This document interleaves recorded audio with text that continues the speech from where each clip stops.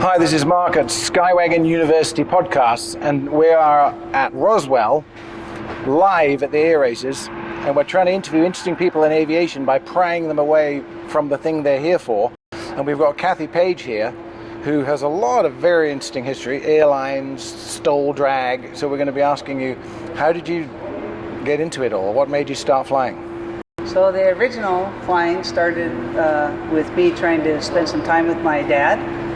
He had gotten his private license a few years earlier from the time I did, and I wanted to spend time with him because I didn't see him as a kid much, and I wanted to change that. And I got aggressive, manipulative, however you want to call it. What were you before you decided to learn to fly? I was a pipe fitter, steam fitter, journeyman. Did a 5-year apprenticeship.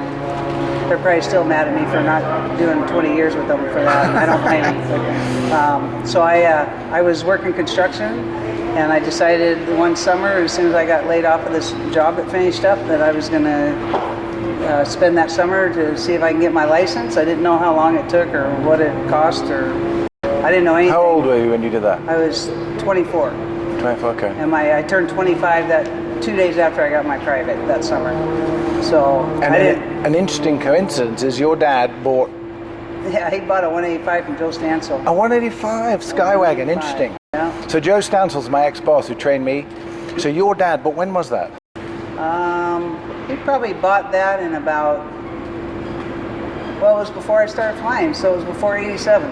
Okay, so it must have been one of the first ones. 85-ish, and it was an old Temsco airplane, if you know what those were, the old red and yellow and black. The fish finder from Georgia? No, Alaska. It was in Alaska. Oh, okay. Offshore tuna spotters. It looked like an Alaska plane, for okay. Sure. And then he had it all repainted, it looked all modern. Now it. So that was before I started working for Joe.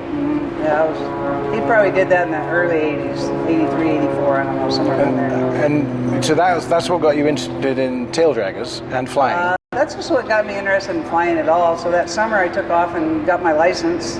My dad was in love with that, and I got to spend time with him. And my little plan worked like swimmingly. It's like, let's spend time with Dad. And he goes, you should buy an airplane. And I go, only rich people can afford airplanes. He goes, no, I got this airplane, and I bought it, and I make payments, and it works. You can just make payments or whatever. And so it took me a year of shopping, and I ended up finding a Cessna 170. It was all I could afford. At first I wanted T-34. I thought that looked really cool, low wing, retractable gear, looked really modern. And I realized, okay, I can't afford that. Let's go look at, Swift. That looks really cool. Another tail drag. Couldn't afford that either, right? Another ground looper. So then I started just working my way backwards, and then I was looking at 120s, 140s, Luscombs, Taylor Crafts. 170 was sort of the top of that, very, very top of that level.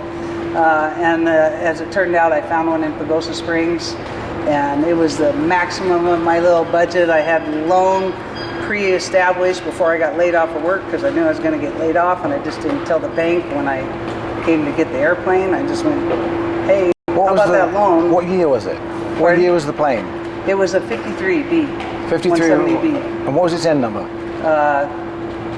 Well, it was changed. It was 365 Juliet Bravo. Still is to this. My first plane was a 52 170B and it came from Colorado, and it was 2723 Delta. Okay, I know the serial number of it. Oh, do you? Yeah, like it was 25419, I think. Damn, it's probably out there somewhere. It had the lady gear legs, they call them on the 170s. Lady legs. If anybody knows where that is, make a comment. It'd be nice to track it down. Yeah, I think it's 365 Juliet Bravo. And the last place I saw it was in White Bear Lake, Minnesota. And I don't know where it is anymore. And I hope it looks anything like when I sold it. What made you want to do STOL Drag? I went out to High Sierra several years ago. Had a bear hawk at the time. And they were all sitting around the fire briefing this STOL Drag thing, which was brand new. And I'm sitting at the fire with some dude I didn't know, and he goes, you should sign up for that. And was it a dead cow?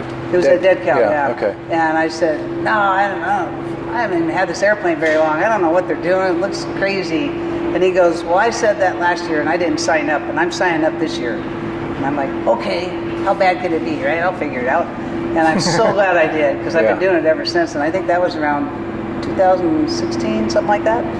And it was so much fun. I mean, just side by side with somebody, silly. drag I used racing. to race motorcycles, so I'm kind of got that mindset. And to do that in an airplane was just, it was nuts. And that was the 170? No, that was in my Bearhawk. On the Bear, okay. And that's a big, heavy airplane. So I've had a couple airplanes since then. But tell us about the plane you've got here, because you're here this year at Roswell doing STOL Drag in my Carbon Cub. I got an FX2. Oh yeah. Love it.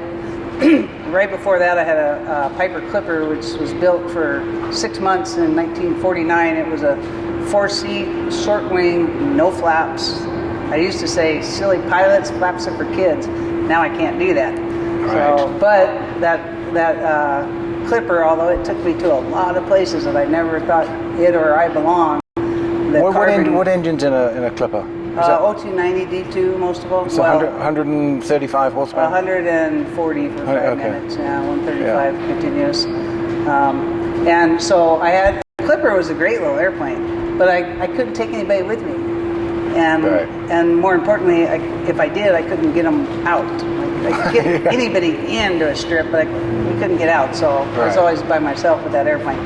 So I wanted something that I could actually take my husband, the dog, and we can, like, at that time you could still land at Mile High. You could go up there and camp or whatever. And I wanted to be able to. Have you landed at Mile High? Oh yeah. A lot. Yeah. Well, not anymore. Can't do it anymore. Right. But that was short, uphill, with a corner at the top, right? No corner there. No corner at the top, really. But it was. But it's like that. Fun strip. Yeah. Super fun strip. Yeah. And with the bigger the hill, the easier to get. Because you don't, like in my Clipper, I would approach at 70. I would go in there at 70. Dewey Moore, any of the other strips out there, I'd approach at 60 because the hills weren't as steep. But for Mile High, I needed that extra momentum to get to the top. To roll it uphill. Yeah, to get it up to the top. And it's always take off uphill, land uphill, take off downhill. Yeah, unless you got a wish of bad things, Yeah. But the Cub now, you don't quite have to follow all the rules with the Cub. You do a lot of What stuff. makes the Carbon Cub so good for what you do? Well, it's light and it's got a lot of power. It's got a really good wing, a nice big wing. It's got flaps. I swear the first 3-4 months I had it, I'd forget to use flaps all the time. Oh, yeah. I would be racing STOL Drag and I'd forget to use the flaps. Right. Like, don't. Just slip the hell out of it and Yeah. But you're not just a small tail dragger, STOL drag, you're also airline pilot. I am, yeah. So what happened there? I thought you were only going to be a private pilot. Well, that's good. It's a good question, actually. So I was just minding my own business. My dad said you should buy an airplane, and he goes, if you ever get in trouble with your loan, just call me. And I was so scared. That was a loan that was like house payment size for me back then. That freaked me out. But I never had to ask him for help. I always made the payments. I made money on it when I sold the airplane. It all worked out really good. And so after I bought that 170, I flew it a lot, 300 or 400 hours a year while I was working during the day. And up in Washington State, Western Washington, that's no easy feat with the weather, so you get really good at running underneath the clouds and all that. And after a year or two, I just started meeting all these people that flew for a living. And they said, oh, you should go be an airline pilot. I said, well, I don't have any college, and I wear glasses, and oh, well, you can spot fish, or you can tow banners. I'm like, really? I'm like, I don't have to just dig a ditch or grind metal all day long. Make money, fly and make money? Yeah, they didn't tell you it would make much money. They left that part out. But I'm so glad nobody told me. I'm so glad nobody told me any of it, because I never thought I'd work for an airline. I never thought I'd own a Carbon Cub. And I've had several airplanes in between that have been super fun. Pitts, a Clipper, a Bearhawk. I mean, I've had some really fun airplanes. And if you would have told me 25, 30 years ago, I'd be sitting here right now at Roswell racing a Carbon Cub, I was you're a liar. On that exact point, if you had to say, if there's somebody watching this who's a young teenage lady who's thinking she wants to get into flying but perhaps can't because she's a girl, tell her what she's got to do. So I tell everybody all the time, for one, your airplane doesn't know you're a girl. Exactly. So don't use that for any kind of crutch or reason or anything. Your airplane doesn't know. Your car doesn't know. Your motorcycle doesn't know. Doesn't matter. Doesn't know. And if you want to do something, just take the first step. I took the first step, That's key. and that was to get my private. I didn't know where it was going to lead. I'm kind of glad I didn't know at the time, because I would have thought it too much. You know, I'm glad Just take each step I'm at glad that I wasn't reaching that far Right. at the time. Although now I would tell my younger self, put one bar so high that you don't think you're ever going to get there, because you're gonna get there way faster than you thought, and then you're going to go, oh, now what? Because that's sort of what happened to me. I mean, I got a lot further than I ever thought I would, and then I'm like, oh, now what? Oh, I guess I need to become an entrepreneur. That's going to be the next plan someday. So, I mean, something I've always wondered is if you fly a carbon carb in STOL drag competitions 10 feet off the ground, and then you get into an airliner, what do you fly? Airbus. An Airbuses. You get into the Airbus.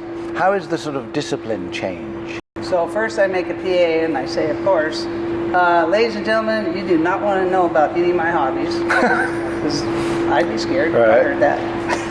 What, skydiver? Oh, no, we're getting out.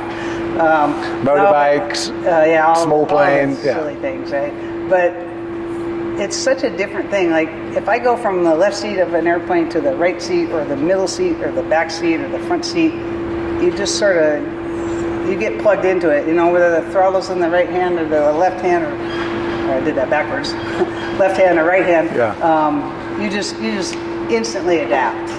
You know, and people think, oh, it must be hard to switch your hands or do this. None of it matters. So you're never tempted to stamp in a load of rudder and slide her in onto the numbers? No, not at all. Not with that swept wing jet, no sir. Gonna leave that alone. Let somebody else try that stuff. So here, with this competition, how's it going? Really well. Yeah, it's this course. So Roswell is a brand new thing this year. It's been Reno Air Races since 1964. It's just moved to Roswell, and they've done, you know, I was, like a lot of people, maybe a little skeptical, but they've done a fantastic job of getting this ready. Yeah, they have. And not only is the race course for the jets and the sport and the Formula One and all those guys, I hope Sport and Unlimited get back here, because the course is fantastic. You can see it from anywhere. It's absolutely flat. The STOL course, absolutely flat. It's beautiful. Sorry about the live noise. We're at Roswell, and there are real planes outside. But I agree with you 100%. That STOL drag course, apparently they made it last week or something. They may have said it only took a week, but I bet they spent a little more time than that, because it's packed down really. It's a really good surface. So do you prefer that surface to a dry lake? It's very similar, actually. Is it? Very similar. The dry lake in Dead Cow over in the High Sierra is hard as a rock. You could land a 757 on it. Right. And you got enough room, too. A little bit less dust here. No, Marginally. they're very similar. Are they? The dust is about the same. Brilliant. Well, when are you next? What's your next event here? Tomorrow morning at 8:30. I Okay. think we fly 3 times tomorrow. I haven't seen tomorrow's schedule yet, but I think it's 3 times. It's fantastic fun, and it's great. It's a great event to watch. Yeah, it It's is. a really great event to fly, so come on. Because it all happens right there, right in front of the spectators. Yeah. So for all you pilots out there, 172s, 182s have shown up. We race to pits at High Sierra. There's a category. There's a lot of stuff that'll show up and can run. So come on out. There's a little course you can take out at High Sierra. They're taking, I think they're actually taking reservations for people for that class right up until September 22nd. And then you just come out to High Sierra, and then you get accredited just like I am as a racer. And then you can go wherever. And when is High Sierra this year? It's first week of October. Okay, that's my birthday. Well, there you go. I'm going to be there. Yeah. Awesome. Yeah. So is there anything that I haven't asked you that you wanted to say? I would like to say thank you, Cub Crafters. Thank you, Acme Aero, McFarlane, Bravo Charlie, come fly with me, and V1 Hats. Best hat on the planet. One of my goals is to get every human to do what Da Vinci dreamed of. One flight. That's all I ask. Just go take one discovery flight. Just See go if you see like what it. it's like. If Da Vinci was on the course with me today for 10 minutes, at the end of it, he would have chopped off 2 arms, handed them to me, if he could, And he would have said, "Oh, thank you, I can't believe." And his head would have been spinning as he's looking at all the aviation that's here. That he knew was possible. He knew it was possible. He dreamed of it. And we take it for granted. Imagine showing him All like the a time. Dreamliner. It's It's beyond belief. It's mind-boggling where we've come. And because of people like him, their dream. And that's why I say every person, I don't care how rich, how poor you are, I don't care, even if you're afraid to fly, just do one discovery flight. Yeah. And if I could think of the perfect PA that didn't make me sound like an egomaniac, I'd be saying it every day, but I haven't come up with a good one yet, so maybe I will. But that's what I want. I want the whole world to take one flight. Man, woman, I don't care.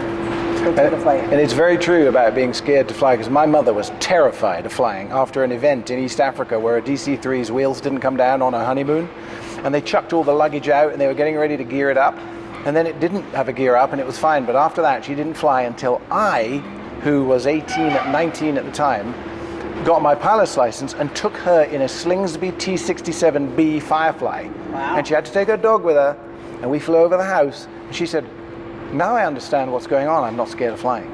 That's great. Yeah. That's a great story. Yeah. See, everybody? See? Come on. Come on down. Well, you actually qualify as being plane crazy.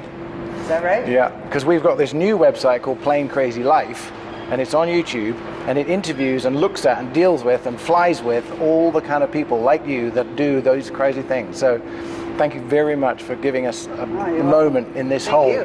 Yeah, I mean, this is a very busy time for everybody, and you managed to give us a bit. So thanks very much. I'm honored.